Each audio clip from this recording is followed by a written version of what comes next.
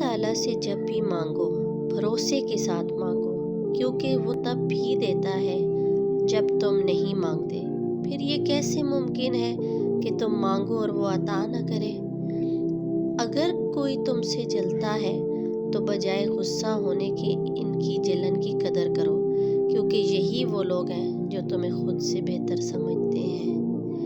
اللہ تعالیٰ کبھی دو مخلص لوگوں کو جدا نہیں کرتا، جدا تب کرتا ہے جب دونوں میں سے کوئی ایک منافق ہو۔ اللہ کبھی مخلص کو منافق سے نہیں جوڑتا۔ اگر خوش رہنا چاہتے ہو تو نہ امید رکھو نہ شکوہ کرو۔ خوشی اور غم دونوں اللہ تعالیٰ کی طرف سے آزمائش ہے۔